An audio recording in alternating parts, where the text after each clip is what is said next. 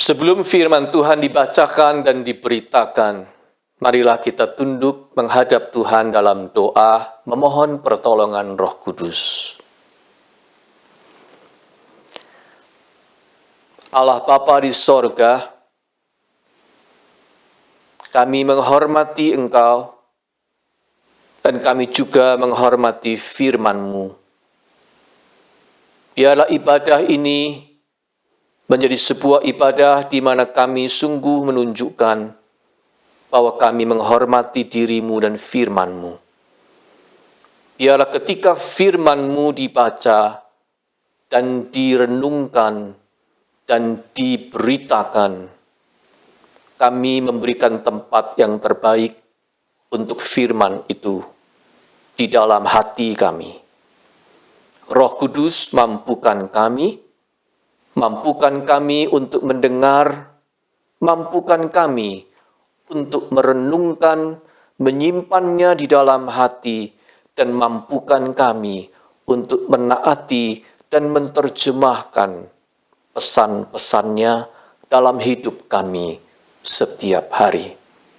Supaya hanya nama Bapa yang dimuliakan, dan firman Bapa yang terus diberitakan, bukan hanya dalam ibadah ini, tetapi juga di dalam seluruh perilaku dan kehidupan kami.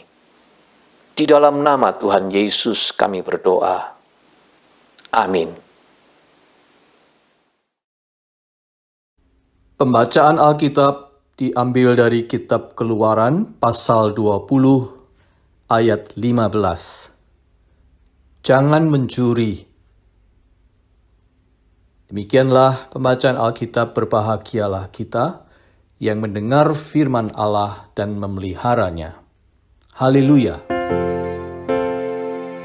Haleluya, haleluya, haleluya.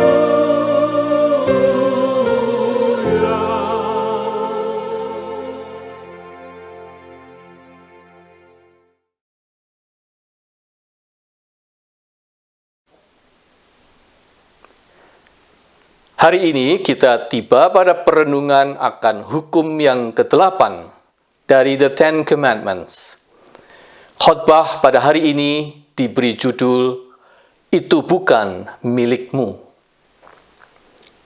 Saudara-saudara, beberapa hari yang lalu, ketika saya sedang berbelanja di sebuah market, pada bagian penjualan minuman frozen, di dinding etalasenya terbaca sebuah tulisan, "Do not steal the ice cream. We will report you to the West Covina Police Department." Jangan mencuri es krim. Kami akan melaporkan kamu kepada polisi. Rupanya sudah pernah terjadi pencurian es krim. Rupanya dalam suasana musim panas begini, ada orang tidak tahan untuk tidak mencuri es krim. Dan kelihatannya kamera CCTV tidak dirasa cukup. Perlu ditambah lagi tulisan peringatan yang keras seperti tadi. Saudara-saudara, harus diakui, tingkah laku pencurian memang selalu menjadi problema atau penyakit sosial yang marak dan paling banyak dilakukan orang. Dari waktu ke waktu, yang namanya pencurian adalah kejahatan yang berlangsung di dunia ini dengan tampilan wajah yang bermacam ragam, caranya dan bentuknya, modusnya, dan kualitasnya. Mulai dari kasus pencurian oleh maling ayam sampai dengan maling berdasi atau koruptor kelas kakap.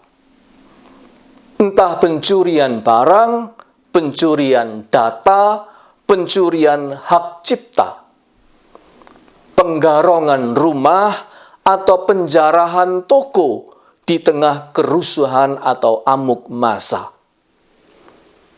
Pencurian identitas diri, pembobolan akun bank, penyadapan telepon, pencurian pulsa, penyalahgunaan nomor WA, dan akun medsos. Sampai pada penculikan anak dan pembiusan manusia untuk mencuri organ tubuhnya. Dari zaman ke zaman, makin gila saja yang namanya pencurian. Saudara-saudara, hukum ke-8, jangan mencuri, tidak pernah menjadi lapuk atau usang dimakan zaman. Sebaliknya, selalu layak untuk disuarakan dengan lantang. Kalau hukum ke-6 hendak melindungi kehidupan, jangan membunuh. Dan hukum ke-7 hendak melindungi perkawinan, jangan berzina. Apakah yang hendak dilindungi oleh hukum ke-8 ini? Hukum ke-8 ini hendak memagari apa? Ada orang yang mengatakan kepemilikan, ownership. Oh, memang sudah pasti ada kaitannya yang dekat dengan ownership. Tetapi menurut hemat saya, bukan itu isu utamanya di belakang hukum ke-8 ini. Sebab pada dasarnya, di dalam Alkitab, ownership atau kepemilikan tidak pernah ada di tangan manusia. Ownership di dalam Alkitab atau kepemilikan atas segala sesuatu selalu ada pada Tuhan. Tuhan Allah. Tuhanlah yang empunya langit, bumi, laut, dan segala isinya. Mazmur 24 ayat 1 dan Mazmur 115 ayat 16. Tuhanlah empunya segala sesuatu. Jadi pada dasarnya, ownership adalah urusan vertikal, tanggung jawab manusia terhadap Tuhan. Bukan isu horizontal di antara manusia. Nah, yang menjadi isu horizontal di belakang semua tindakan pencurian adalah ketidakadilan.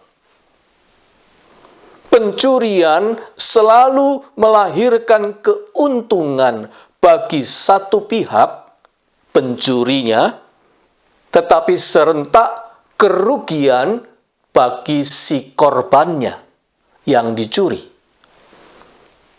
Selalu ada pihak yang dibikin susah, sementara yang lain bergembira di atas penderitaan atau kesusahan itu. Ada yang tidak ikut bersusah payah untuk mendapatkannya, tetapi malah menikmati manfaatnya.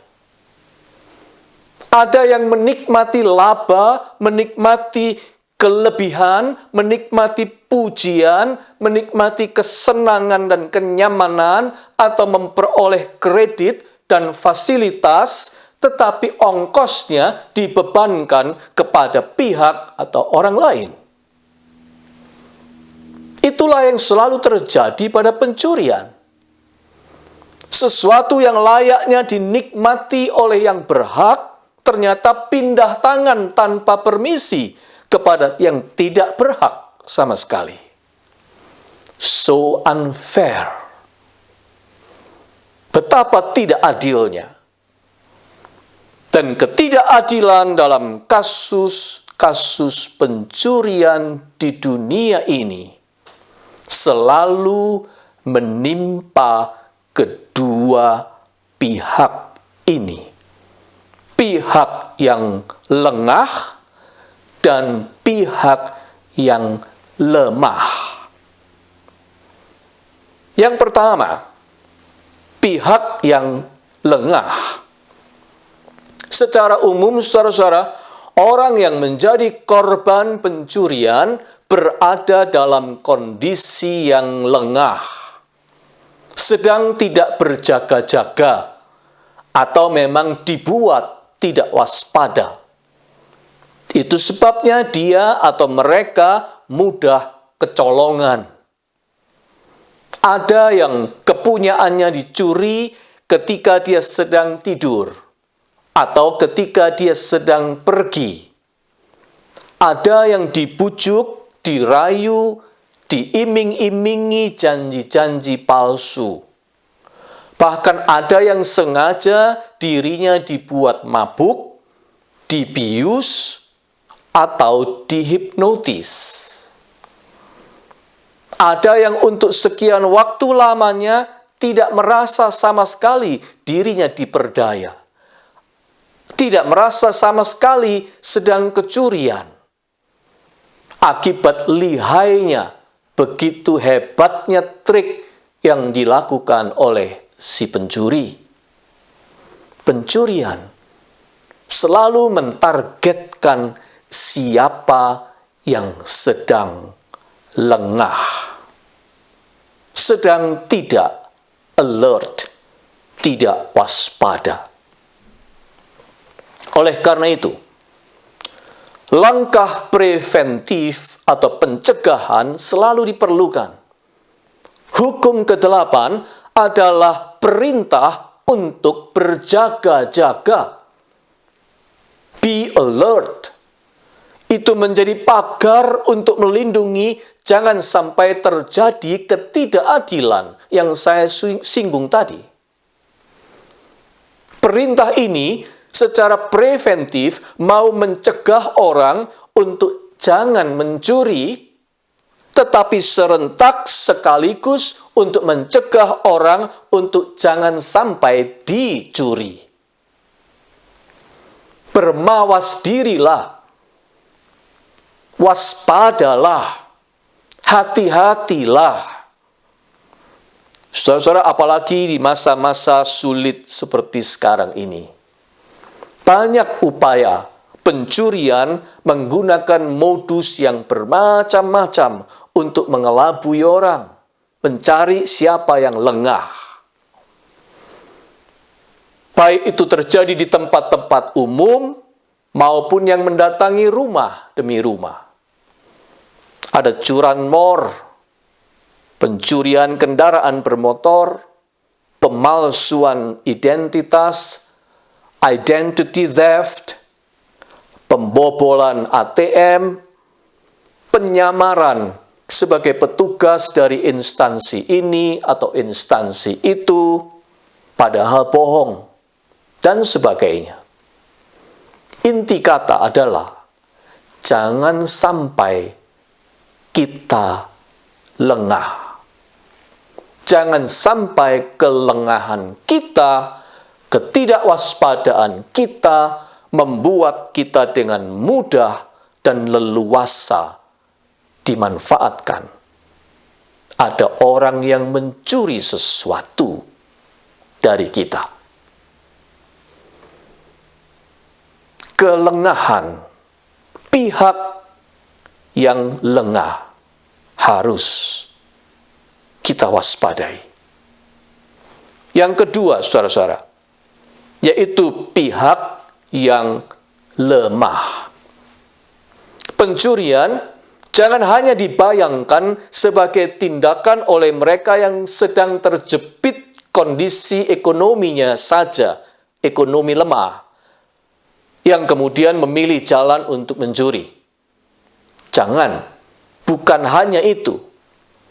Juga jangan hanya dibayangkan sebagai perbuatan orang-orang kecil, orang-orang miskin, orang-orang tidak berpendidikan, atau kaum rendahan. Jangan hanya itu. Sebab pencurian itu jaringannya amat luas. Pencurian itu bisa dilakukan oleh siapa saja, dan terutama, saudara-saudara, mereka yang justru berada pada tingkat di atas. Pencurian itu bisa beragam macam bentuknya, dan lebih jahat lagi, justru dilakukan oleh sindikat mereka yang berada di kelas atas. Maling tetapi pakai dasi, koruptor kelas kakap yang nyaris tak tersentuh oleh hukum, pebisnis besar tetapi mainnya kotor, politikus yang busuk, mafia pencuri uang negara. Mereka itu pencuri-pencuri yang jauh lebih jahat lagi. Singkat kata, pencurian itu ternyata dekat dengan power, kekuasaan. Ada ungkapan yang sinis mengatakan begini, power is every stealing from the many to the few. Kekuasaan adalah setiap pencurian dari orang banyak demi kepentingan sekelompok kecil orang. Begitu kata Wendell Phillips. Basically, pada dasarnya, semua pencuri kelas kakap di dunia ini adalah orang-orang yang punya power, yang powerful. Pihak yang kuat dan korbannya jelas adalah mereka yang lemah. Kaum lemah selalu merupakan sasaran empuk bagi pencurian. Orang-orang yang lemah secara ekonomi, yang tidak bisa membayar biaya untuk melindungi dan mengamankan diri sendiri, atau orang-orang yang lemah secara intelektual, dibelenggu kebodohan, atau lack of information, atau tidak mengerti hak-haknya, atau bahkan juga gaptek, buta akan bahasa dan penggunaan perangkat teknologi canggih,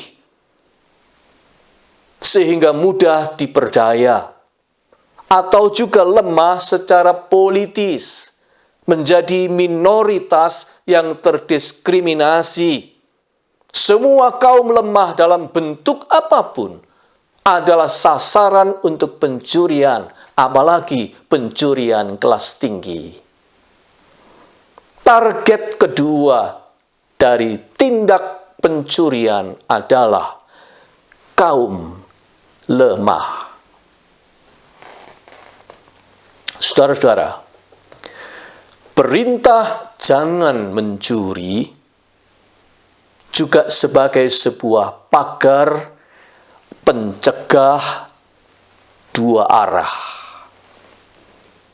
Artinya, kalau engkau kebetulan berada di posisi yang kuat, jangan menindas, jangan mengelabui, dan jangan mencuri hak kaum lemah.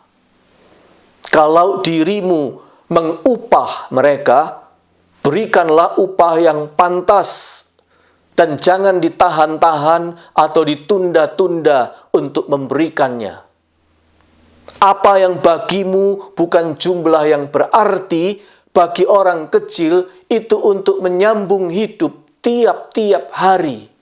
Itu ibaratnya nyawanya mereka. Kalau ada kelebihan ada padamu, jangan pelit untuk berbagi, sebab itu adalah jatahnya mereka untuk mendapatkan sharing darimu.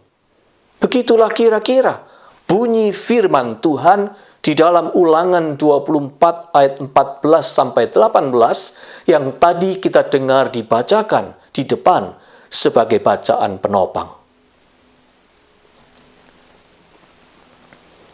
Kalau engkau atau dirimu dipercaya untuk punya power, berada dalam posisi yang kuat, menjadi pihak yang kuat, berduit, berkedudukan, berkesempatan, punya wewenang, jangan merampas ketenangan dan kesenangan orang lain dengan alasan karena mereka itu lemah, mereka miskin, lebih bodoh, dan tidak kuasa untuk melawanmu. Itu ketidakadilan yang amat dibenci oleh Tuhan. Juga artinya, kalau engkau bukan orang yang berkekurangan, jangan terlalu menawar-nawar yang kelewat batas jika membeli dari atau bertransaksi dengan orang-orang kecil. Jangan main tawar yang kebangetan. Engkau tidak akan menjadi miskin karena membayar lebih demi memberinya laba atau keuntungan yang berarti. Juga kalau engkau diberi kemampuan berlebih, bantulah sesama dengan menolong semisalnya petani atau pedagang kecil dengan cara membantu membuat jualan mereka laku. Bahkan jika mungkin, engkau membantu menciptakan lapangan kerja untuk orang-orang yang butuh makan sehari-hari, butuh bekerja. Dengan begitu, kita akan ikut berpartisipasi dalam kesejahteraan masyarakat, at least demi mengurangi godaan orang untuk berlaku curang atau mencuri karena terdesak oleh keadaan atau kemiskinan. Setidaknya kita akan membantu mengurangi godaan untuk itu. Jika Tuhan memberi kita posisi yang kuat, itu bukan tanpa maksud. Tuhan mau kita berkontribusi di tengah masyarakat untuk ikut menciptakan apa? Menciptakan keadilan. Sebaliknya, jikalau posisimu pada kaum yang lemah, tidak perlu berkecil hati, sebab Tuhanlah pembelamu. Tuhan itu pembela kaum lemah. Jangan sampai karena posisi yang lemah mendorongmu untuk melakukan sesuatu yang merendahkan martabat dirimu. Jangan merendahkan dirimu dengan berlaku curang. Jauhkan pikiran untuk mengambil yang bukan milik atau bukan hakmu. Yakinlah bahwa kejujuran selalu akan berbuah kebaikan. Kejujuranmu tidak akan sia-sia. Sebaliknya, kecurangan pasti akan menuntut ganjaran dan akan menagih upahnya pada waktunya nanti.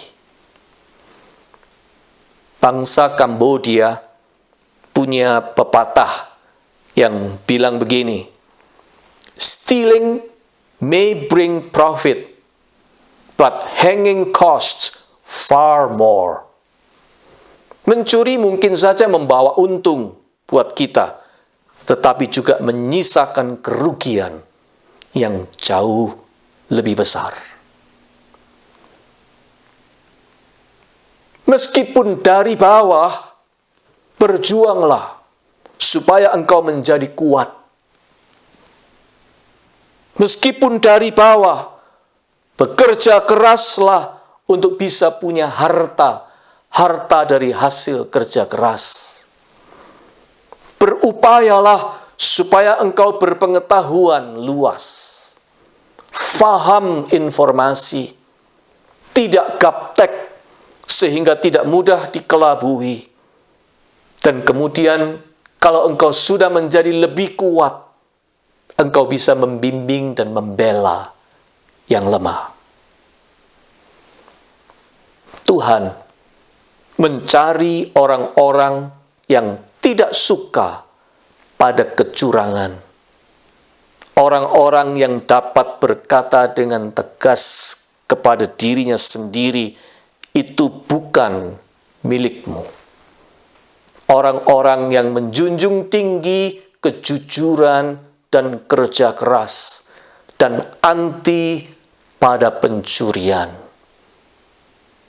Orang-orang yang menaruh hormat dan taat pada hukum ke-8. Jangan mencuri, supaya dengan demikian yang namanya keadilan dilindungi, tetap terjaga, dan masih tetap boleh berlaku di muka bumi ini. Semogalah demikian. Amin.